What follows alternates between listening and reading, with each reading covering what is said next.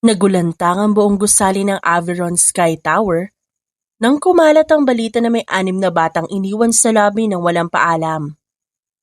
Hindi yun karaniwang umaga sa kumpanya. Sanay ang mga empleyado sa katahimikan at mahigpit na disiplina na ipinapatupad ng kanilang CEO na si Wesley Averon. Isang lalaking kilala sa pagiging strikto, pribado, at walang anumang balita tungkol sa pamilya. Wala siyang asawa, wala ring anak, at yun ang alam ng lahat mula nang siya'y humawak ng kumpanya. Kaya nang makita ng mga tauhan, ang 6 na batang magkakatabing nakaupo sa mahabang cream-colored sofa sa lobby, para may biglang lindol na tumama sa dating maayos na reputasyon ng gusali. Ang ilan ay nagtatakang tumitingin, ang iba na may pasulyap-sulyap habang sinusubukang hindi makahalata. Ma'am Celeste, ano po bang gagawin natin? Pabulong na tanong na receptionist na si Mika, hawak ang kanyang headset, habang nakatingin sa mga bata na tila walang alalahanin na nagkukulitan. Sa gitna ng marble table ng reception area, may isang makapal na sobre na nakapatong. Si Celeste, ang matagal ng personal na sekretarya ni Wesley, at tanging taong pinagkakatiwalaan nito sa kumpanya.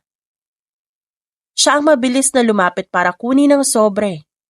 Nang mabuksan niya ito at basahin ang liham na nasa loob, biglang nanlaki ang mga mata niya at napahawak sa dibdib.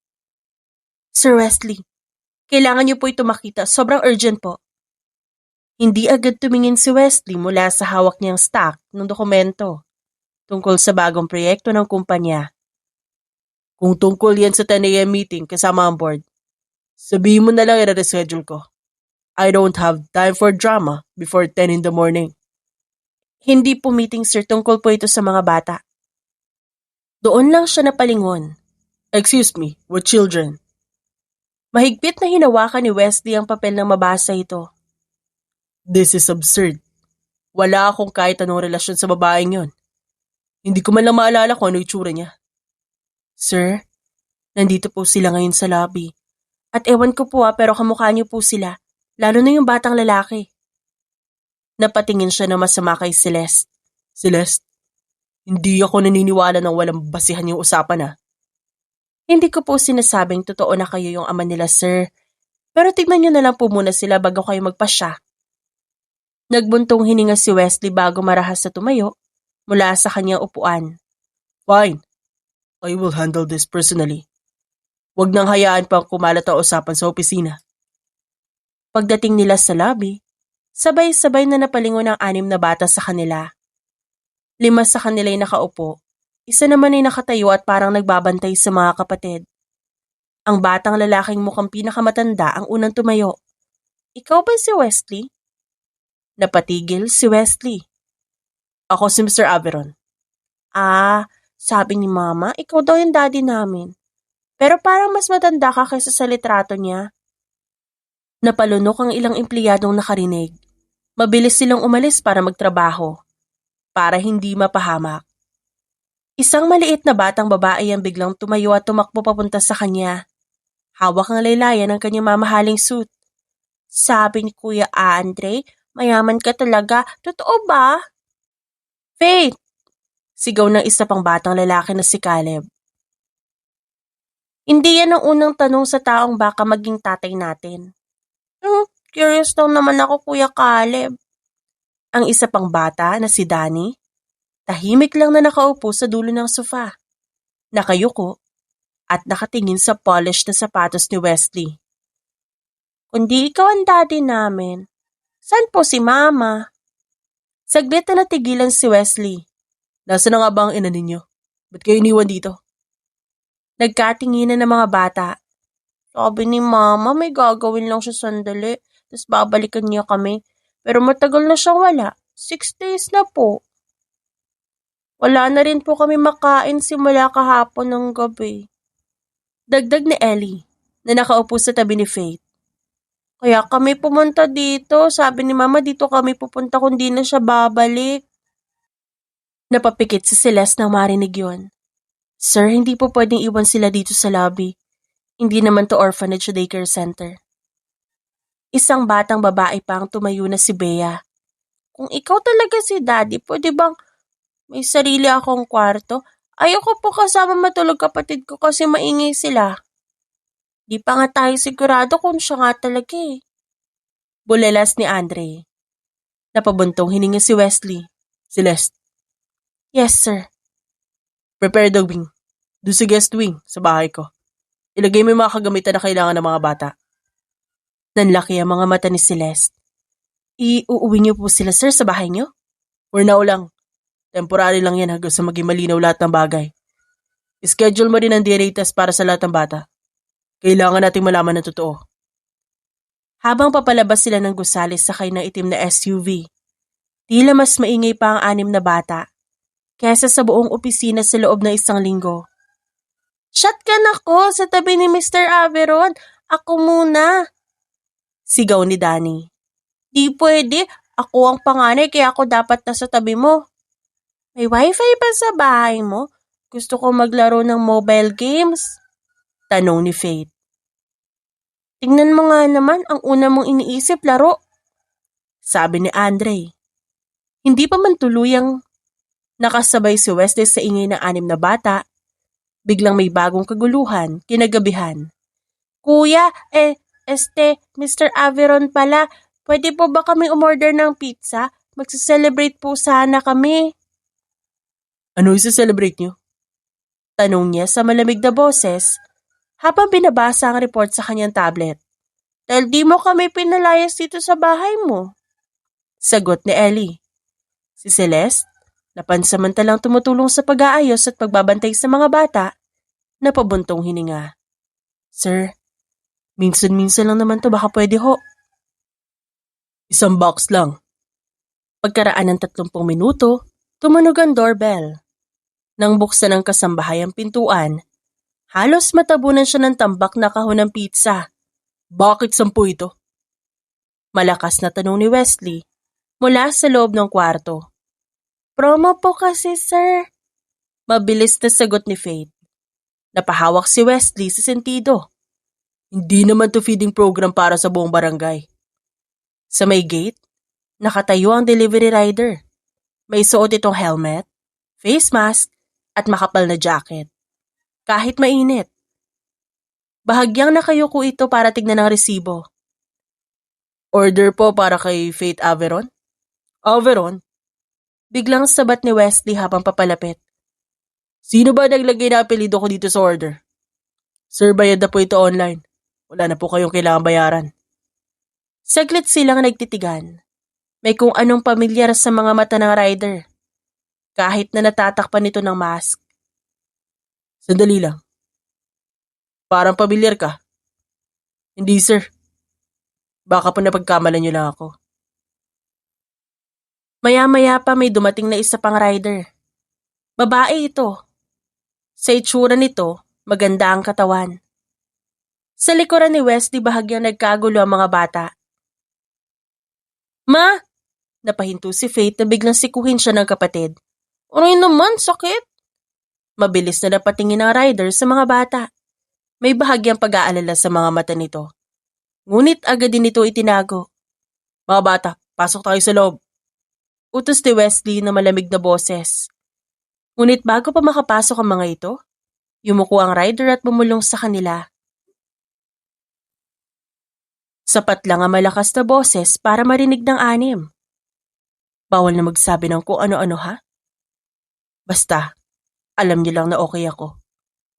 Sabi mo naman kasi saglit ka lang. Bulong ni Faith. Shh, tumahimik na kayo. Magpapagaling lang muna si Mama para makabalik ako sa inyo. Napalingon si Wesley. Ano yon? Ano sinasabi niya sa inyo? Wala po sir. Wala po kami sinasabi. Aalis na ho kami. Mabilis na sagot ng rider, sabay abot ng resibo. Magkano lahat to? Baka kulang yung binayad nyo.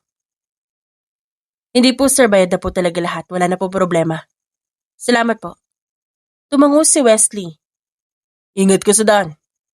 Pagkaalis ng dalawang rider, agad na sumugod ang mga bata sa kahon ng pizza na nakapatong sa mesa. Sa akin yung Hawaiian, baka maubos pa. Sigaw ni Bea. Di ako kakain nun, vegetarian ako eh. Belta ni Faith. Huh? Kailan ka pa naging vegetarian? Kanina pa nga lang nag-crave ka ng bacon. Habang nagkakagulo at nagtatalo ang mga bata sa sala, tumayo si Wesley sa tabi ng bintana at tinitignan ng daan kung saan umalis ang dalawang rider.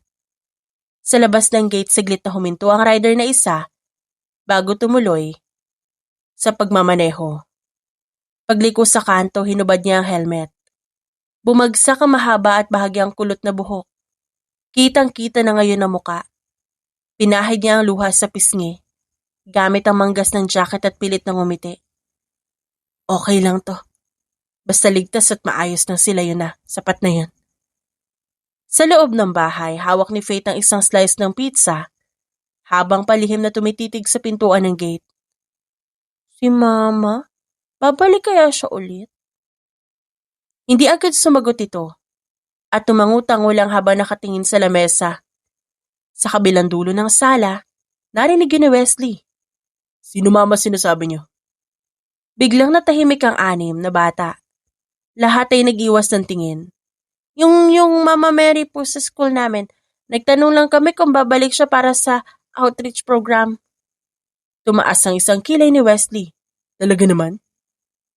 Hindi siya kumbinsido sa sinabi ng mga bata. Ngunit sa gabing yon, pinili mo na niyang wag na magtanong pa. Hindi pa nga lumilipas ang ilang oras, sumabog na ang balita sa lahat ng plataporma. CEO ng Aviron Sky Tower, may 6 na anak na tinatago.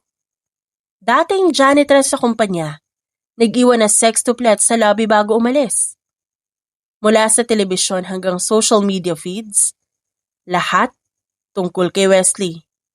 Pinagdudahan ang kanyang reputasyon at integridad. May mga nagsasabing tinatago niya ang responsibilidad bilang ama, habang may ilan namang naniniwalang may taong nagnanais ng siyang sirain. Sa conference room ng kumpanya, Sir, kailangan na po natin maglabas ng opisyal na pahayag.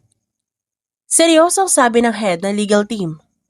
Habang wala pang result ng DNA test, mas mabuting manatili po tayo neutral sa posisyon. Neutral? Malamig na sagot ni Wesley. Tinuro ang sariling telepono na puno ng notification. Ang pangalan ko na sa lahat ng headline. Paano pa ako magiging neutral? Mas talong lalala ang issue kung magiging emosyonal tayo sa mga sagot natin, sir. Dagdag ng PR manager. Hawak ang isang folder na puno ng draft ng pahayag. Pinisil niya ang tulay ng ilong para pigilan ng pagkapagod at inis. Sige, ilabas niyo ang formal statement. Sabihin niyo mag-cooperate sa lahat ng proseso.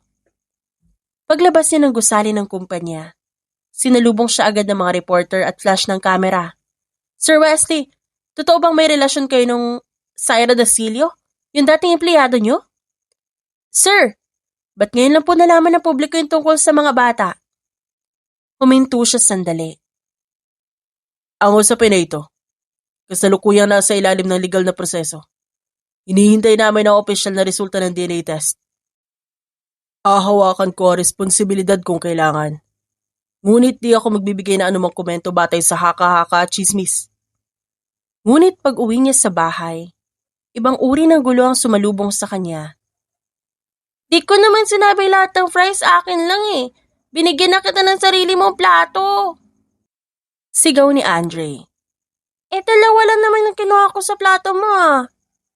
Belta ni Bea. 2 tig-4 na peraso yun, wala na natira sa akin. Nasa sala ang 6. Nag-aaway tungkol sa kanilang merienda na fries at soft drinks. Ngunit sa gitna ng ingay, may kakaibang disiplina na napansin niya. Pagkatapos na maikling pagtatalo, sabay-sabay silang tumayo para kolektahin ang basura at ayusin ang mesa. Napahinto siya sa pintuan ng sala at pinagmamasdan sila. Sino nagturo sa inyo na maglinis pagkatapos kumain? Si Mama. Sabay-sabay nilang sagot. Sabay silang nagkatinginan ng may maalala. I mean si Tita. Mabilis na bawi ni Andre. Kinakabahan na napahawak sa leeg ng kapatid na nasa tabi. Ida? Opo, sagot naman ni Faith.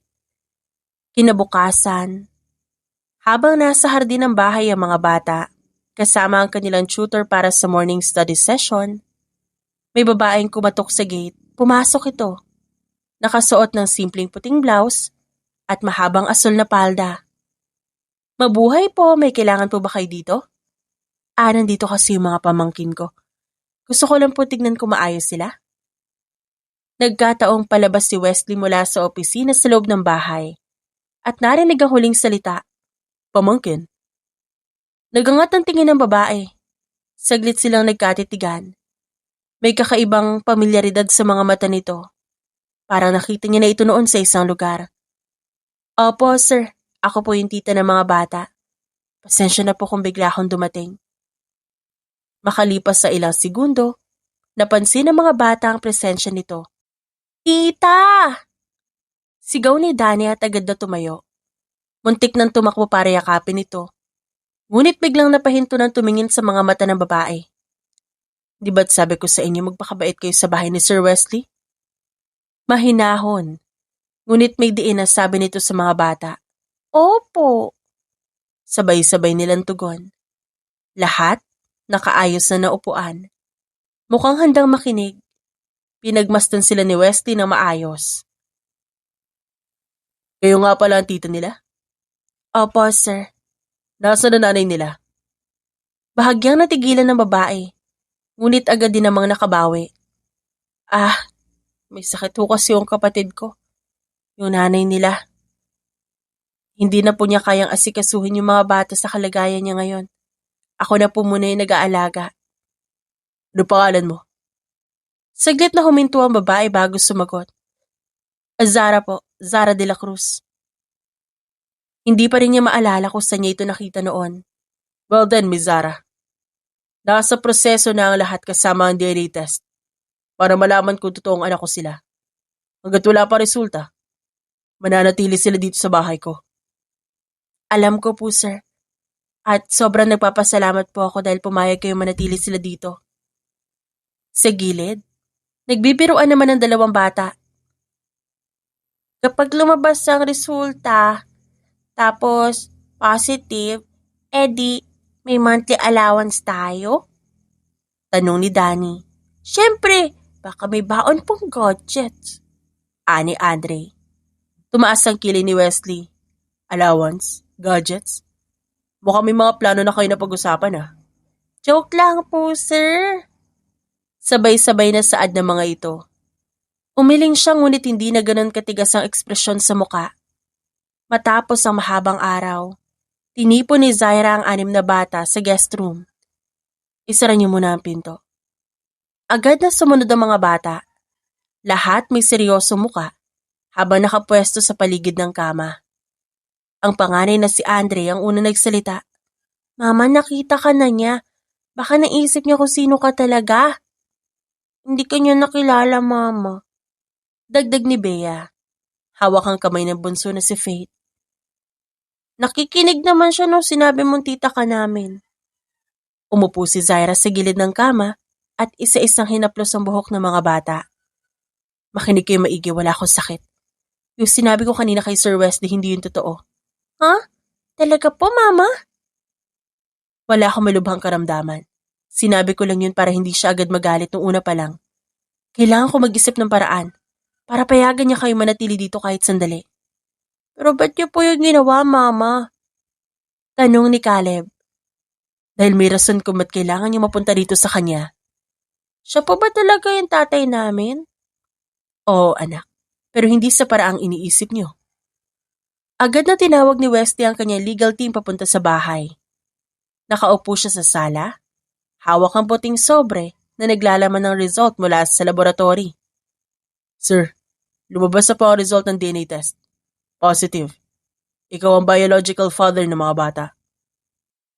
This is impossible. I never had relationship with Zaira. Di ko siya kilala ng ganun. May nais po ba kayong alalahanin, sir? Baka may insidente o pangyayaring nakalimutan nyo? Doon nagsimulang gumalaw ang mga alaala na matagal nang nakatago sa isip niya. 7 taon ang nakakalipas. Bilang bahagi ng isang confidential medical research program na inisponsor ng kanilang kumpanya, nag-donate siya ng sperm sa isang pribadong fertility clinic. Isa yung project para sa genetic health study ng mga high-performing professionals.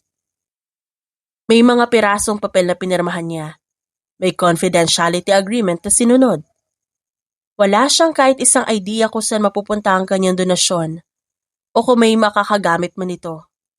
Clinic. I donated before sa isang clinic. Sa may pintuan ng sala, biglang tumigil si Zaira na papasok pa lang. Narinig niya ang huling salita at ngayon, kailangan niya nang sabihin ng totoo sa lahat. Sir Wesley, pwede ba tayo mag-usap? Agad na tumayo ang mga abogado at lumabas ng sala para bigyan sila ng pribadong espasyo. Ako po talaga si Zaira, sir. Pasensya kung nagsinungaling ako. Hindi kita niloko. Hindi tayo nagkaroon ng relasyon o kahit ano paman. Then how?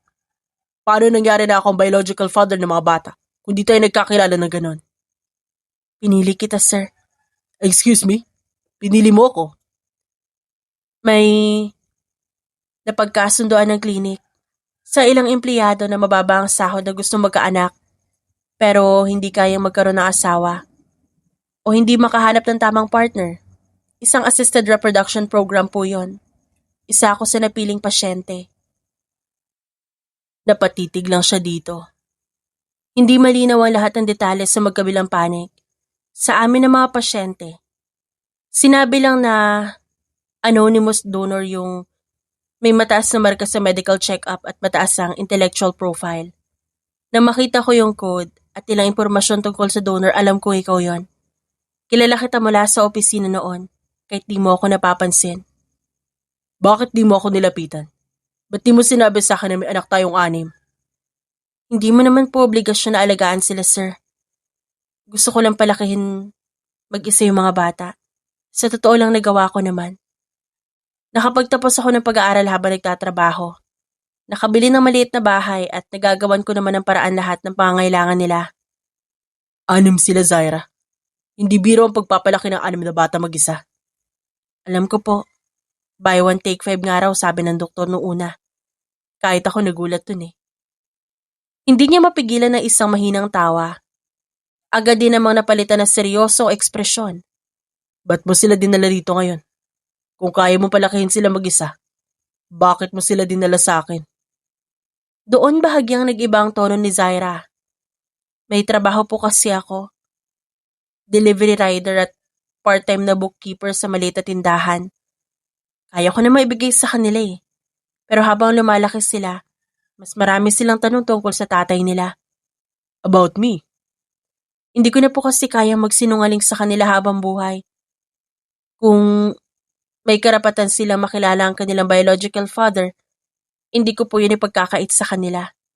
Hindi ko kayang pigilan sila sa pag-alam ng katotohanan.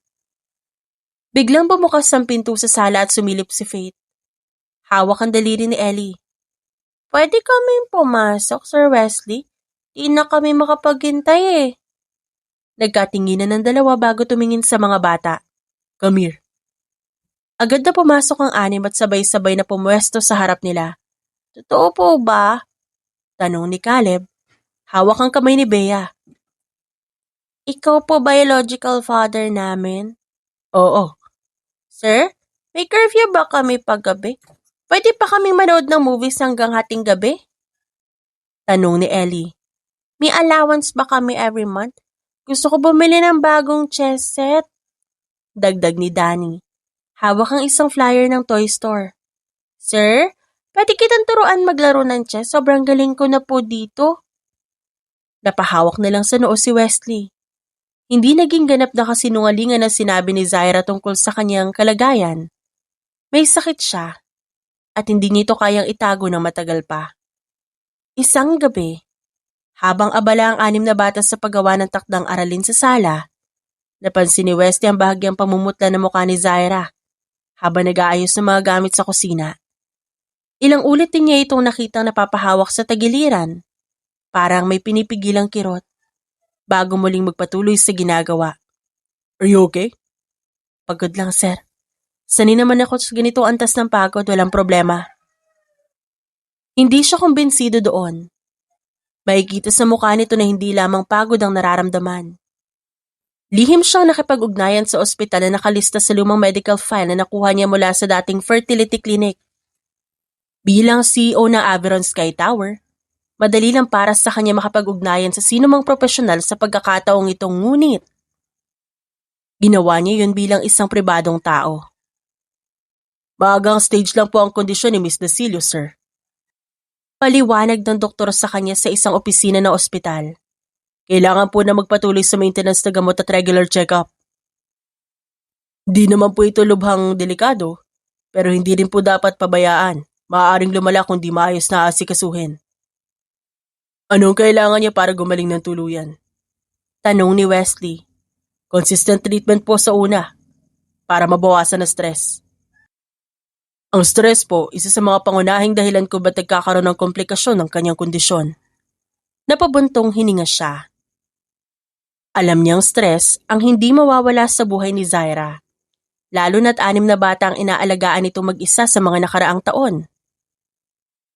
Pag-uwi niya sa bahay, nadatnan niya si Zaira na nagluluto ng ulam sa kusina. Di mo kailangan gawin yan, Zaira. May kasambahay naman tayo makakatulong. Hindi ako sanay na walang ginagawa, sir. Mas gusto ko lang na ako mismo gumagawa ng pagkain para sa mga bata. Alam ko na tungkol sa sakit mo. Biglang napatigil si Zaira sa pagluluto. Sino po nagsabi sa inyo? Hindi ko naman po ito sinasabi sa sino man. Hindi mahalaga kung sino. Bakit di mo sinabi sa akin na may gamutan ka pa? Ba't kailangan mo itago sa akin to? Ayoko pong isipin mong ginagamit ko yung sakit ko para maawa ka sa akin o sa mga bata. Ayokong parang hinihingi ko pa sa iyo yung tulong na hindi mo naman obligasyong ibigay. Hindi ako naaawa sa iyo, Zaira. Nag-aalala ako para sa mga bata na umaasa sa iyo. Sa may pintuan ng kusina, biglang sumilip si Ellie na hawak ang isang piraso ng tinapay. Nag-aaway ba kayo ni Mama Zaira? Hindi pa po kami tapos mag-aral pero gutom na kami. Hindi kami nag-aaway. Okay po, good. Kasi kung nag-aaway kayo, baka hindi na po tayo makakain ng adobo. Dagdag nito bago muling tumakbo pabalik sa sala. Napailing si Wesley. Ngunit nanatili pa rin ang seryosong ekspresyon sa muka. From now on, ako nang bahala sa lahat ng kailangan mo sa ospital. Nakilala ni Wesley si Andre bilang isang responsable at leader sa magkakapatid. Laging una itong natatapos sa takdang aralin. Laging handang tumulong sa mga kapatid kapag nahihirapan sila. Si Bea, mahilig sa chess at mabilis mag-isip. Madalas siyang nakikita na nag-iisip ng mga strategy kahit sa araw-araw na gawain. Si Caleb mahiyain, ngunit may husay sa matematika. Madali niyang naiintindihan ang problema. Kahit pa ito'y parang mas mataas na baitang. Si Danny diretso magsalita. May likas na talento sa debate. Si Ellie palabiro, ngunit may galing sa musika. Madalas siyang umaawit o gumagawa ng tunog gamit ang mga bagay-bagay sa paligid. At si Faith, bagamat siya ang bunso, ito ang may pinakamatibay na loob. Kapag may problema ang isa sa mga kapatid, siya palaging una sa pag-alalay. Isang hapon, nadatnan niya si Bea sa study room. Nakatayo ito sa tabi ng mesa habang nakatitig sa isang chessboard na may kakaibang pagsasaayos sa mga peraso. Sir, nagatubili ito magsalita. Parang hindi alam ko anong tamang tawag sa kanya. Pwede mo akong tawaging Daddy, Bea, kung gusto mo. Namula ang pisngi ni Bea. Practice mo na siguro po ako, baka di pa ako sanay. Umupo siya sa tapat nito ng mesa. Yung ginagawa mo dyan, mukhang mahirap yung puzzle na yan. Chess puzzle po, Dad. Endgame po kasi ito. Nahihirapan ako makuha ang checkmate sa kalaban. Kinuha niya ang mga piraso at inayos ito sa tamang posisyon sa board. Tignan mo. Huwag mong pilitin na atakihin agad ang hari ng kalaban. Kontrolin mo muna ang gitna ng board. Doon ka makakagawa ng magandang strategy. Napangiti si Bea at unti-unting naiintindihan ang galaw na dapat gawin. Parang negosyo lang po ba yan, Dad? Kontrolin ang pinakamahalagang bahagi bago mawa ng desisyon? Exactly. Mabuti naman at natutunan mo yon mula sa usapin tungkol sa negosyo. Sa kabilang banda ng bahay, si Ellie ay natuklasan ng isang lumang keyboard na nakatago sa storage room. Dad! Pakinggan mo to! Sigaw nito mula sa sala, habang tinutugtog ang ilang tala gamit ang keyboard. Hindi siya sanay sa maingay na kapaligiran. Ngunit ngayon umupo siya sa sofa at nakikinig sa tugtog ng bata. Hindi perpekto ang tunog, may mga tala pang hindi tama, ngunit makikitang may damdamin at puso sa bawat notang tinutugtog. Mag-enroll tayo sa music lessons para sa'yo. Talaga po, Dad? Di po ba mahal yun? Investment yun, anak. Dumalo siya sa school orientation ng mga bata. Unang pagkakataon niya makita ang silid-aralan at makilala ang mga kaklase ng mga anak. Nakinig siya sa unang recital ni Ellie sa paaralan. Kahit na hindi perpekto ang tugtog, pinagmalaki niya ito na parang pinakamagaling na musikero sa mundo. Nakipag-usap siya sa guro ng mga bata para malaman kung paano niya matutulungan silang mapabuti ang pag-aaral ng mga ito. Sir, napansin po namin na mas nagiging confident po ang mga bata nito nakaraang buwan. Malaking epekto po talaga kapag nararamdaman nilang may taong sumusuporta sa kanila. Sa unang pagkakataon, mula nang malaman niya tungkol sa mga bata, hindi na ang kanyang reputasyon o ang kumpanya ang nasa isip niya, kundi kung paano niya mapapanatiling buo at masaya ang pamilyang hindi niya inaasahang mabubuo. Isang gabi, habang sabay-sabay silang kumakain sa lamesa, nagkakasiyahan pa dahil sa ulam na adobo na gawa ni Zaira. Nagsalita si Faith na kumakain sa tabi niya. Dad? Yes? Masaya ka ba dito kami sa house mo? Hindi ka ba naiinis sa amin kahit na lagi kaming maingay? Hindi siya agad sumagot. Tiningnan muna niya ang 6 na bata na lahat ay nakatingin sa kanya na may pag-aalala sa mga mata. At first, di ko alam kung ano mararamdaman ko. Nabigla ako, natakot at di ko alam kung paano haharapin ang sitwasyon. Pero ngayon, mas tahimik ang isip ko kapag naririnig ko kayo nag-aaway sa sala o kapag naririnig ko kayo nagkukwentuhan. Parang di na kompleto ang buhay ko kung wala kayo, pati ang bahay na ito. Matapos makatulog ang 6 na bata at tahimik na ang buong bahay, naupo si Zaira sa terasa. May hawak siya makapal na folder at nilalaman nito ay lumang dokumento at kontrata mula sa fertility clinic na pinagkunan niya ng donor sample dati. Lumabas si Wesley mula sa loob ng bahay. Dala ang 2 tasa na mainit na tsaa. Bumaba siya ng hagdan at inalok ang isa sa kanya. Di ka pa natutulog, gabi na. Di pa, may kailangan tayong pag-usapan. Ramdam niya ang bigat sa tono ni Zaira. Makikita sa mga mata nito na hindi ito magiging madaling usapan. Ano yun? Kung tungkol sa gamot sa mga bata, sabihin mo lang at tutulungan kita. Binuksan ni Zaira ang folder at iniabot sa kanya ilang kopya ng lumang kontrata at mga dokumentong may kinalaman sa klinik. Hindi lang tungkol sa atin o sa mga bata ang lahat ng ito, Westy. May investigasyon na ngayon sa fertility clinic. Sinimulan nito na ilang donor at pasyenteng hindi nasiyahan sa kung paano pinamamahalaan ang kanilang mga kasunduan. Anong klaseng investigasyon? Kala ko ba legal ang lahat na nangyari doon? Maling paggamit ang donor agreements ang issue. May mga provision sa kontrata na hindi pinaliwanag ng maayos sa mga donor at pasyente. May mga donor na hindi alam na pwedeng gamitin ang kanilang genetic material sa mga extended na programa.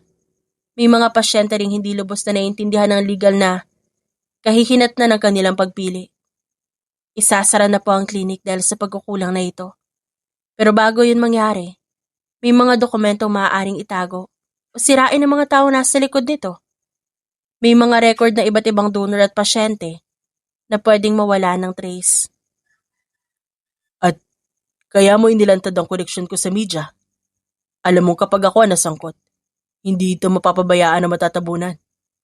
Oo, alam kong kapag pangalan mo ang lumabas, lahat magiging transparent at hindi na maaaring itago. Hindi ito pwedeng ipagsawalang bahala lang. Hindi lang para sa atin kundi para sa lahat ng iba pang taong kasangkot. Saglit na natahimik si Wesley. Alam mo ba kung anong ginawa mo? Sinugal mo yung pangalan ko, pati reputasyon ng kumpanya ko. Handa akong harapin ang kung anumang kahihinat na nito. Kahit na ibig sabihin nun mawawalan ako ng pagkakataong makasama muli ang mga bata. You should have trusted me before, even from the start. Pwede naman natin gawin to na magkasama. Ngayon ko lang natutunang kaya kitang pagkatiwalaan ng buo, Wesley. Dati kasi natatakot akong baka pigilan mo ako. O baka mas mahalaga pa sa'yo ang reputasyon kaysa sa katotohanan. Kinabukasan ng umaga, agad na kumilos si Wesley.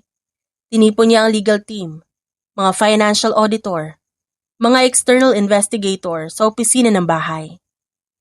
Nakaupo sila sa malaking mesa sa study room habang inilalabas niya ang dokumentong binigay ni Zaira. I want a full and thorough review of all the clinic agreements. Lahat ng kontrata ng mga donor. Lahat ng kaso ng assisted reproduction na kaugnay ng research program na sinalihan ko dati. Huwag niyong palampasin ang kahit isang detalye. Sir, malaking iskandalo to kung lalabas sa publiko. Maaaring maapektuhan ang kumpanya at lahat ng negosyo natin. Mas malaking iskandalo kung may mga batang mawawalan ng legal na pagkakakilanlan at karapatan. Hindi natin pwedeng hayaan yung mangyari. Agad siyang nakapag-ugnayan sa Department of Health at sa iba pang kinauukulang ahensya ng gobyerno. Bilang isang kilalang negosyante, hindi niya ginamit ang kanyang impluwensya upang itago o pabagali ng proseso, kundi upang mapabilis ito at tiyakin na makakakuha ng hustisya ang lahat ng sangkot. Sa isang closed-door hearing na ginanap sa isang pribadong conference room, diretsahan siya nagsalita sa harap ng mga opisyal at mga kinatawan ng iba pang donor at pasyente. Ang problema dito, hindi ang pagiging donor o ang assisted reproduction mismo, kundi ang kakulangan ng malinaw na pahintulot at transparency sa sistema. Kung may pagkukulang ang sistema, kailangan ito itama sa lahat ng bata na maaaring maapektuhan ito. Hindi niya itinanggi ang sariling issue na bahagi siya doon. Inamin niyang pumirma siya ng kontrata noon na hindi lubusang inuusi sa lahat ng detalye at probisyon. I was careless and naive back then. Ito at basta legal lahat okay na. At ang pagkakaroon ng ganitong pagkukulang, naka-impluwensya sa tunay na buhay. Sa bahay, naramdaman ng 6 na bata ang bigat ng sitwasyon. Kahit na hindi nila lubos maunawaan ang lahat. Nakikita nila ang mga reporter na nananatili sa labas ng gate. Dad, ba't may mga reporter ulit sa labas? May nangyari bang masama? Wala anak. May mga bagay lang na inaayos ang daddy nyo. Pati ang mama Zaira nyo ngayon. May nagawa ba tayong mali, Mama? Ba't parang seryoso kayo palagi? Lumuhod si Wesley sa harap ng mga bata. Wala kayong kasalanan sa anumang bagay na nangyari noon. Ang mga desisyon na ginawa ng mga matatanda noon. Ngayon natin inaayos para siguraduhin na mas maayos at ligtas ang kinabukasan ninyo. Kasama pa kami doon sa mga bagay na inaayos nyo? Gusto naming tumulong. Kasama kayo sa pinakamahalagang dahilan kung ba't ko ito ginagawa. Kayo ang dahilan kung ba't kailangang itama ang pagkakamali noon. Hindi nagtagal, lumabas na ang opisyal na resulta ng investigasyon. Napatunayan talagang may malawakang kakulangan sa disclosure at transparency ang fertility clinic. Marami sa mga kontrata na pinirmahan ng mga donor at pasyente. Hindi malinaw ang saklaw at mga probisyon. Ipinag-utos ng mga kinauukulang ahensya ang agarang pagpapasara dito at pagbuo ng isang compensation at legal support program para sa lahat ng batang ipinanganak sa ilalim ng naturang sistema. Matapos pumasok ang mga bata sa kanilang silid at makatulog ng mahimbing ang 6, nag-usap muli ang dalawa. Ayaw ko manatiling ganito lang tayo, Wesley. Hindi pwedeng parang bisita lang kami rito sa bahay mo nang walang malinaw na usapan. Hindi makatarungan sa'yo, lalo na sa mga bata. Anong gusto mo mangyari? Sabihin mo lang, susubukan natin ayusin. Handa na akong bumalik sa dati naming bahay. Kung yun na mas makabubuti para sa'yo. Ayaw kong isipin mong inaagaw ko ang espasyo mo o kinuha ko ang buhay na dati mong ginagawa mag-isa. Sandaling natahimik si Wesley. Binaba ang baso ng tubig bago tumayo at lumapit sa kanya. May mali ka, Zaira. Dapat sinabi mo agad sa akin ang lahat. Hindi mo dapat inilagay sa alanganin ang pangalan ko at ang kumpanya nang hindi tayo nag-uusap na maayos. Alam ko, Wesley, di ko naman tinatago na nagkamali ako. Pero anak ko pa rin ang 6. Hindi yun magbabago ng kahit anong pagkakamali o pagkukulang na nangyari noon. Gusto kong dito na sila tumira ng permanente kasama ka. Hindi mo kailangan gawin yun sa akin, Wesley. Alam mo, kaya kong tumayo mag-isa at palakihin ang mga bata. Mabilis na saan ni Zaira. Ginagawa ko ito para sa 6 at para sa sarili ko. Hindi ko may papaliwanag na maayos pero parang kulang ang lahat ng di ko sila kasama. Wesley, 6 na taon na wala akong alam na may mga anak pala ako. Kung may pagkakataon akong bumawi kahit papano, kahit sa paraan lang ng pagiging present sa buhay nila, hindi ko yun palalagpasin. At ano ako dito? Umaasa ako kung anumang karapatan na hindi naman talaga sa akin, ganun ba? Hindi. Magtrabaho ka sa kumpanya. Napakunot ang noo ni Zaira. Excuse me, trabaho? Sa'yo? May foundation ng Averon at nag-focus sa ethical medical research at patient rights, lalo na sa assisted reproduction. Kailangan ko ng project coordinator na may first-hand experience sa ganitong sistema.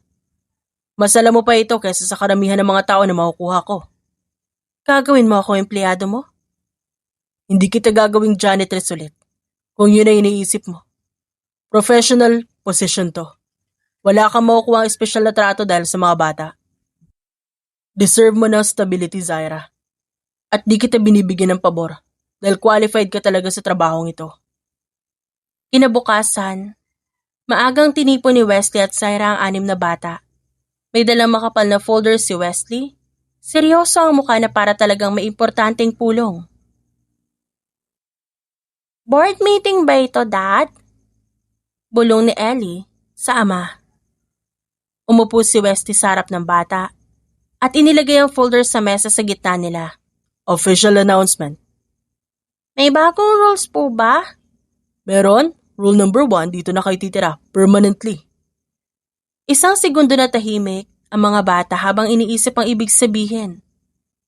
Tapos maya-maya bigla silang sumigaw sa tuwa. Tumalon-talon si Danny sa sofa at tumakbo papunta kay Wesley. Totoo ba, Daddy? Hindi po ba trial version o temporary lang? Hindi rin po ba to beta testing? Dagdag pa ni Ellie. Permanent na, kasama ang mama niyo. Magtatrabaho siya sa foundation ng kumpanya at may sarili pa siya opisina dito sa bahay. Meaning, lagi nating makakasama si Mama at ikaw, Dad? Oo naman. Meaning, official na tayong family? May daddy na talaga kami? Napahinto sandali si Wesley. Hindi niya akalain na mararamdaman niya ang kaba sa tanong na yon. Bago niya masagot, tumango siya ng mariin. Kung okay sa inyo, natawagin akong daddy. Hindi na nila hinintay ang susunod na salita. Sabay-sabay silang yumakap sa kanya. Mayaman ang dad namin, may sarili pang tower. Sigaw ni Danny habang yakap pa rin siya. Anak, quiet. Hindi natin dapat ipagyabang ang pera o anuman. Hindi naman sa atin yon. Sa tatay niyo yon. Pero totoo naman eh. Depensa ni Danny. Di naman yun ang pinakamahalaga, Danny. Ang mahalaga may family na tayo na buo. Seryosong sabi ni Bea. Nagkatinginan ng 6 na magkakapatid. Huwag niyong sasabihin sa school niyo, ha? Ayoko makapagkaibigan kayo sa iba dahil lang mayaman ang tatay niyo o maimpluwensya ang daddy niyo. Ngunit pagdating sa paaralan kinabukasan, hindi napigilan ni Ellie ang sarili na makausap ang mga kaklase sa recess. Alam niyo ba, CEO ng Averon ang dad namin. Talaga? Cool naman. Oo, may swimming pool kami sa bahay at malaki yung lugar. Dagdag ni Danny. Pag-uwi ng mga bata, nakasimangot si Bea. Sinabi niyo naman na sa lahat eh. Konti lang. Di naman lahat. Konti. Buong section nakaalam, pati ibang section nakakadinig. Anong masama kung proud tayo kay Daddy? Bili ni Mama yon. Ayaw niya magbago tayo maging mayabang. Nagsimula ang mainit na palitan ng salita. Killjoy ka talaga, Bea. Immature kayo. Guys, tumigil na kayo. Narinig din na Wesley at Syra ang ingay mula sa sala habang nag-uusap sila sa kusina. Pumasok sila at nakapamulsa si Wesley at tumingin sa mga bata na nagkakatitigan pa rin. Ano meron? Sabay-sabay silang nagsimula magsalita. Si Ellie kasi, si Bea. Di naman namin sinasadya eh. Okay, one at a time. Matapos marinig ang magkabilang panig ng kwento, tumayo si Wesley at umupo sa gitna ng mga bata. Listen, wala masama sa pagiging proud o sa kanuman meron tayo. Pero kailangan yung tandaan na may tamang paraan at oras para ibahagi yon. Di naman namin kinakahiya na ikaw ang daddy namin. Hindi ko sinabi ikahiya mo, anak. Sagot ni Zaira. Ang ayoko lang iba kami mga taong lalapit sa inyo dahil sa pera o sa pangalan ng tatay nyo. Kung may lalapit dahil sa pera, hindi namin kakausapin. Sandaling napangiti si Wesley. Alam nyo, malalaman nyo agad kung sino totoo sa mga kaibigan nyo kapag pera ang usapan. Sorry po, Mama. Di na namin uulitin. Lumapit si Bea at yumakap ng mahigpit. Hindi nila inaasahan na magiging ganon kaayos ang samahan ng kanilang mga magulang. Noon pa man maayos naman sila. Pero ngayon mas maramdaman pa nilang nagiging magkasundo at magkasangga ang dalawa. Isang Sabado, nasa garden ang lahat para gumala at magpahinga. Nakaupo si Wesley sa isang maliit na mesa habang si Andre may hawak na tablet na pinapakita niya rito habang pinapaliwanag ang basic chess strategy. Sa kabilang lamesa naman, nakaupo si Zaira habang inaayos ang mga dokumentong dadalhin sa importanteng meeting kinabukasan. Ma, ang galing ni Dad mag-explain ng chess. Sabi ni Caleb habang nakatingin sa kanilang dalawa. Si Danny naman, naglalaro ng jackstone sa tabi niya. Talaga? Buti naman, di na siya parang robot kapag nagtuturo. Mas magaling ka mag-explain sa amin, Ma, pero mas scary si Dad kapag seryoso siya. Excuse me? Scary ako? Agad na lumingon si Wesley kay Danny. Joke lang, Dad. Mabilis na sagot ni Danny sabay takbo palayo patungo sa swing area para hindi mahabol. Nagkatinginan ng anim na magkakapatid nang makita nilang natawa rin sina Wesley at Zaira. Lumapit si Ellie kay Faith at pabulong na nagsabi, Game na ba tayo ngayon? Game na! Biglang tumayo si Bea. Inayos ang kanyang damit. Bilang isang reporter, tinaas pa ang kanyang kamay na tila may hawak na microphone. Breaking news! Nakita ng ating source si Mama at Daddy magkatabi sa terrace kagabi habang nag-uusap. Napalingon agad si Wesley kay Bea. Anong kalokohan yan? Observation lang, Dad. Di kami nagsisinungaling. Hindi ba kayo natutulog ng maaga? Ba't kayo nandun sa terrace kagabi? Natulog po kami ng maaga, Ma. Pero nagising ako kanina para uminom ng tubig. Tubig lang talaga. Tas nakita ko kayo. Ako din po. Nakita ko kayo kagabi sa kusina na tumatawa habang naglilinis ng pinggan. Pwede naman kaming tumawa habang naglilinis, di ba? Oo nga naman. Di naman bawal tumawa sa kahit saan, di ba? Ma, Dad, may tanong kami. Ano na naman yan? Girlfriend mo na ba si Mama, Daddy? Halos pabilaukan si Wesley sa tubig na iniinom niya. Saan mo nakuha yan? Hindi pa naman siguro sila. Wala pa naman yata kayong label eh. Label? Ulit ni Zaira. Opo, Ma. Sa school kasi sabi ng mga kaibigan, kailangan may label para official ang relasyon, like boyfriend and girlfriend, husband o wife. Anak, hindi ganun kasimple ang relasyon ng mga matatanda. Hindi lang basta label ang kailangan para maging totoo o official. Sumingit naman si Danny sa usapan. Pero lagi kayong magkatabi kapag may oras. Lagi din po nagdadala ng tsaa si Dad kay Mama tuwing break time sa office. Basic courtesy lang yon, Danny. Hindi ibig sabihin noon may ibang kahulugan. Mariing sagot ni Wesley. Ngunit mapapansin na namumula na rin ang kanyang tenga. Courtesy? Parang love yun, diba? Hindi. Nagkatinginan muli ang anim na magkakapatid. Lalong lumawak ang ngisi sa kanilang muka. Uy, namumula. Hindi ako namumula. Mainit lang dito sa labas. Dad, may red dito sa pisngi mo, oh. Mainit din. Hindi ako namumula ng basta.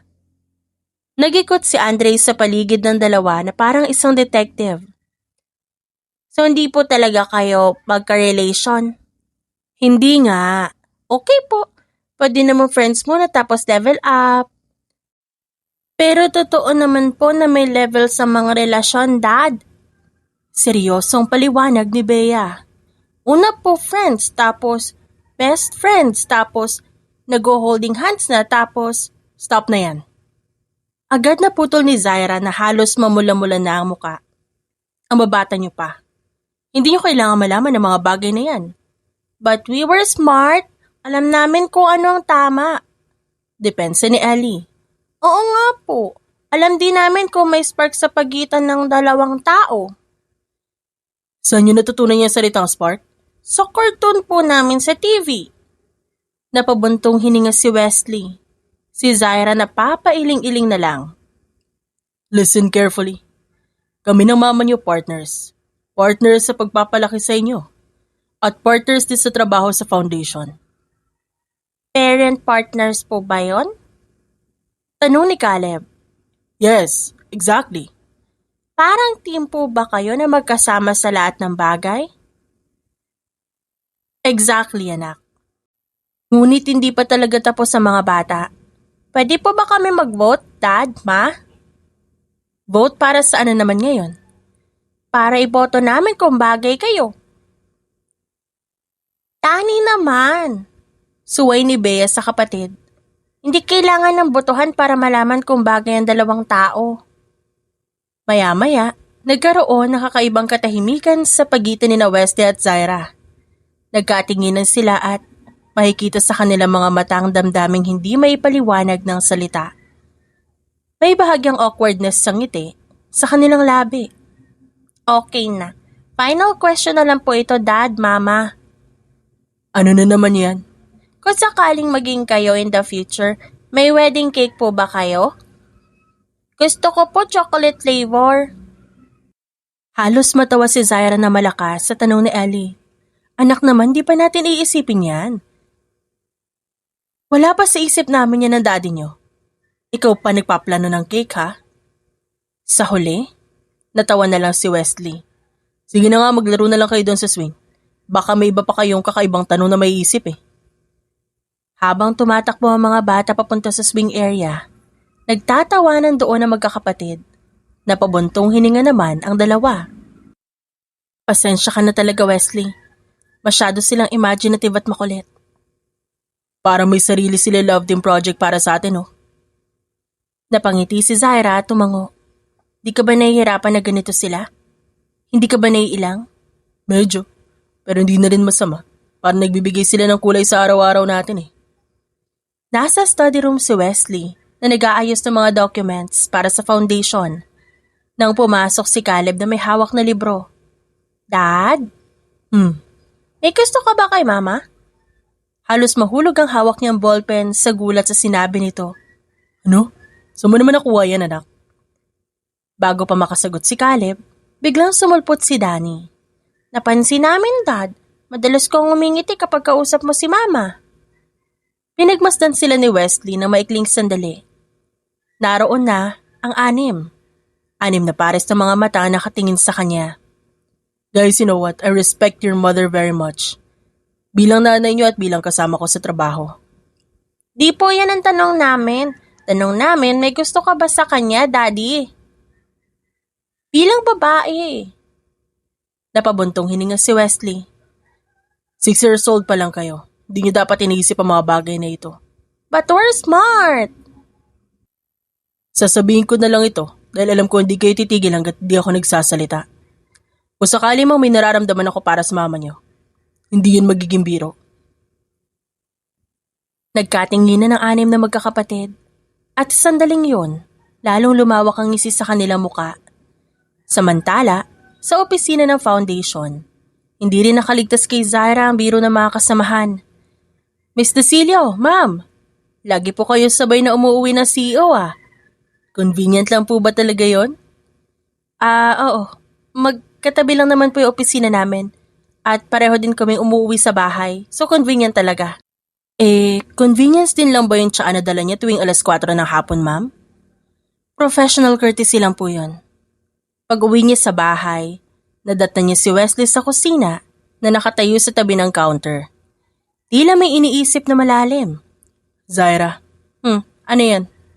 May oras ka ba sa Sabado ng gabi? Gusto kita ilabas. Bakit? May importanteng okasyon ba? I would like to take you out. Date ba to? Oo, maliligaw sana ako sa'yo. Parang may kumalabit sa dibdib ni Zaira. Naramdaman niya ang tibok ng puso na mas mabilis kesa dati. Wesley. Sa likod ng pintuan, 6 na ulo ang nakasilip at nakikinig sa kanilang usapan. Say yes na, ma! Say yes na! Pabulong na sabi ni Danny. Napatingin si Zaira sa pintuan dahil alam niyang naroon ang mga bata. Alam ko nandyan kayo, pumasok na kayo dito. Nagtawa na ng 6 at pumasok sa kusina. Parang walang narinig o nakita. Okay, sige, subukan natin. Ang restaurant na pinili ni Wesley ay simple. May maliit na hardin sa labas. Relax ka lang ah. Di naman ako kinakabahan no. Ngunit kitang-kita na medyo kinakabahan siya dahil sa pagkakahawak niya sa panyo na nasa kanyang kamay. Kita sa kamay mo eh. Excuse me naman.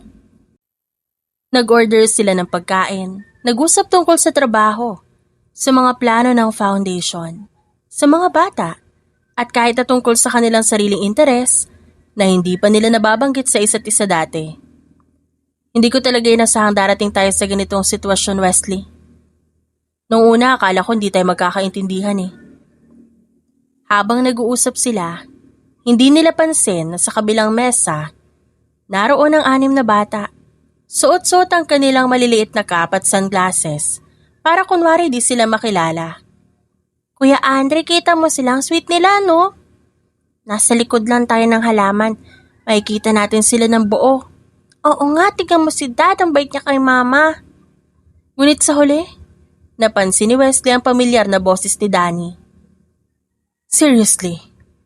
Sumunod kayo? Tanong ni Zaira.